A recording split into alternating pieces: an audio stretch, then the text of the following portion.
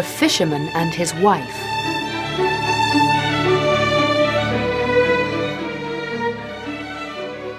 There was once a fisherman who lived with his wife in a pigsty close by the seaside. The fisherman used to go out all day long a-fishing, and one day, as he sat on the shore with his rod, looking at the sparkling waves and watching his line, all on a sudden his float was dragged away deep into the water, and in drawing it up, he pulled out a great fish. But the fish said, "Pray let me live. I am not a real fish. I am an enchanted prince.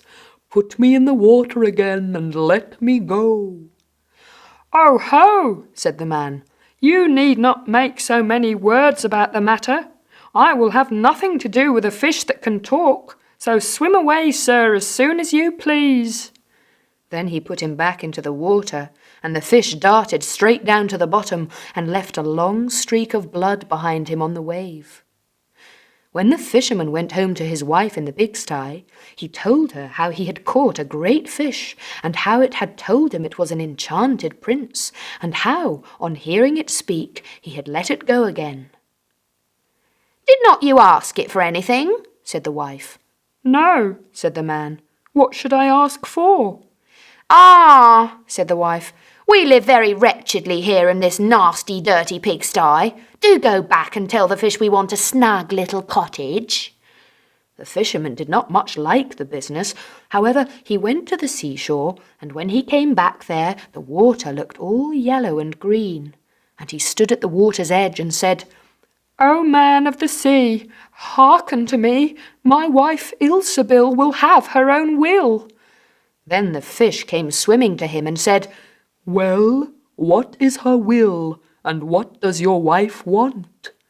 "Ah," said the fisherman, "she says that when I caught you, I ought to have asked you for something before I let you go. She does not like living any longer in the pigsty and wants a snug little cottage." "Go home, then," said the fish. "She is in the cottage already." So the man went home and saw his wife standing at the door of a nice trim little cottage. Come in," said she. "Is not this much better than the filthy pigsty we had?" And there was a parlour and a bedchamber and a kitchen, and behind the cottage there was a little garden planted with all sorts of flowers and fruits, and there was a courtyard behind full of ducks and chickens. "Ah," said the fisherman, "how happily we shall live now." "We will try to do so at least," said his wife. Everything went right for a week or two, and then Dame Ilsebil said, "Husband, there is not near room enough for us in this cottage. The courtyard and the garden are a great deal too small, and I should like to have a large stone castle to live in. Go to the fish again and tell him to give us a castle." "Wife," said the fisherman, "I don't like to go to him again, for perhaps he will be angry. We ought to be easy with this pretty cottage to live in." "Nonsense," said the wife. "He will do it very willingly, I know. Go along and try." The fisherman went, but his heart was very heavy, and when he came to the sea it looked blue and gloomy, though it was very calm, and he went close to the edge of the waves and said, "O man of the sea, hearken to me. My wife Ilsebil will have her own will." "Well, what does she want now?" said the fish. "Ah," said the man dolefully, "my wife wants to live in a stone castle." "Go home, then," said the fish. "She is standing at the gate of it already." So away went the fisherman, and found his wife standing before the gate of a great castle. "See," said she, "is not this grand?" With that they went into the castle together, and found a great many servants there, and the rooms all richly furnished, and full of golden chairs and tables. And behind the castle was a garden, and around it was a park 1/2 mile long, full of sheep and goats and hares and deer, and in the courtyard were stables and cow-houses. "Well," said the man, "now we will live cheerful and happy in this beautiful castle for the rest of our lives." Perhaps we may, said the wife, but let us sleep upon it before we make up our minds to that. So they went to bed. The next morning when Dame Ilsebil awoke, it was broad daylight, and she jogged the fisherman with her elbow and said, "Get up, husband, and bestir yourself, for we must be king of all the land." Wife, wife, said the man, why should we wish to be king? I will not be king. Then I will, said she. But wife, said the fisherman, how can you be king? The fish cannot make you a king. Husband, said she, say no more about it, but go and try. I will be king. So the man went away quite sorrowful to think that his wife should want to be king. This time the sea looked a dark grey colour and was overspread with curling waves and ridges of foam as he cried out, "O man of the sea, hearken to me. My wife Ilsebil will have her own will." "Well, what would she have now?" said the fish. "Alas," said the poor man, "my wife wants to be king." "Go home," said the fish. "She is king already." Then the fisherman went home, and as he came close to the palace, he saw a troop of soldiers and heard the sound of drums and trumpets. And when he went in, he saw his wife sitting on a high throne of gold and diamonds, with a golden crown upon her head, and on each side of her stood 6 fair maidens, each a head taller than the other. "Well, wife," said the fisherman, "are you king?" "Yes," said she, "I am king." And when he had looked at her for a long time, he said, "Ah, wife, what a fine thing it is to be king. Now we shall never have anything more to wish for as long as we live." "I don't know how that may be," said she. "Never is a long time.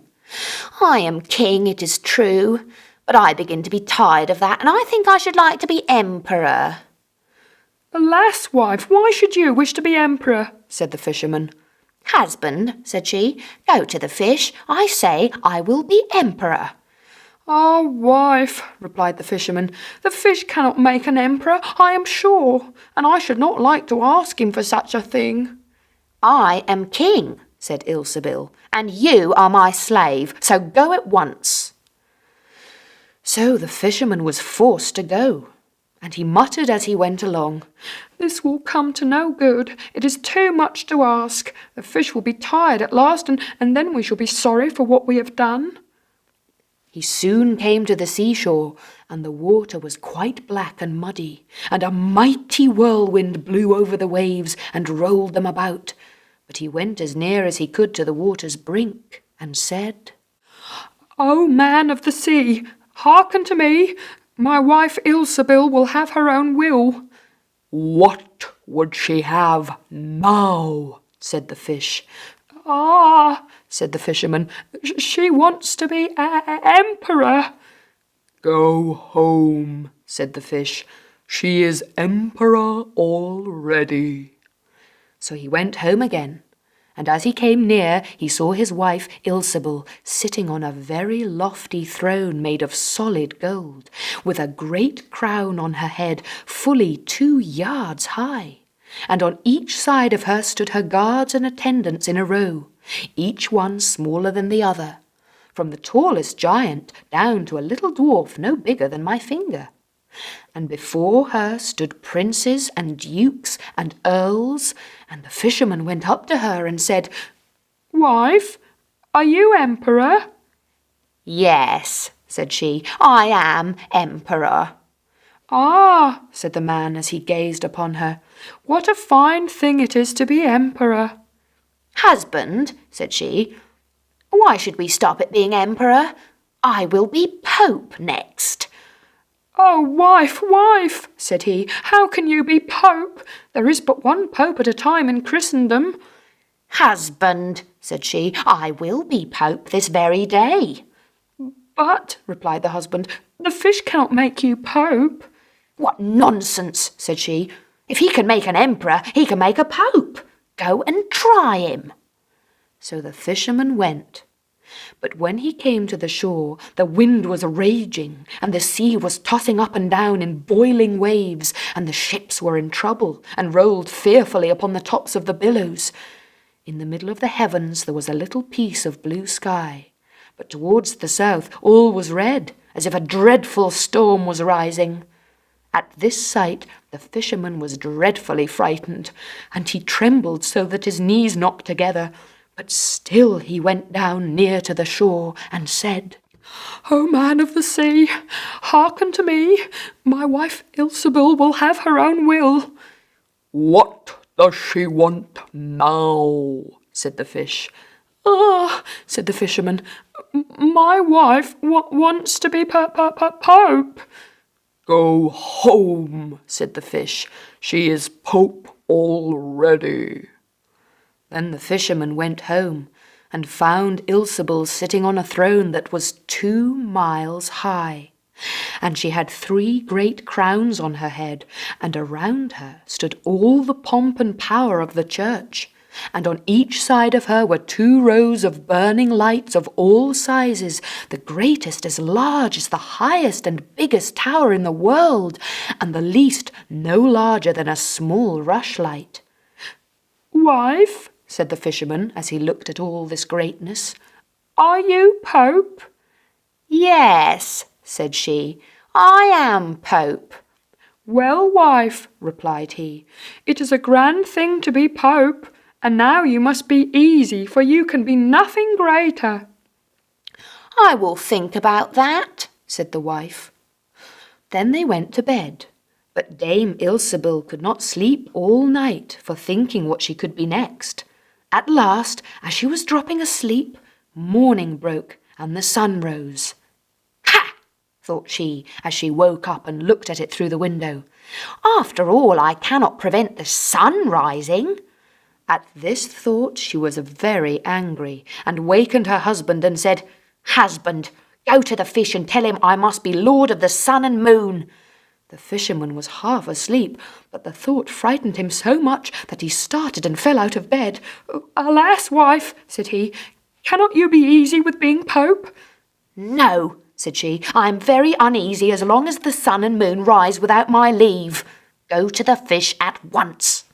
Then the man went shivering with fear, and as he was going down to the shore, a dreadful storm arose, so that the trees and the very rocks shook, and all the heavens became black with stormy clouds, and the lightnings played, and the thunders rolled, and you might have seen in the sea great black waves swelling up like mountains with crowns of white foam upon their heads.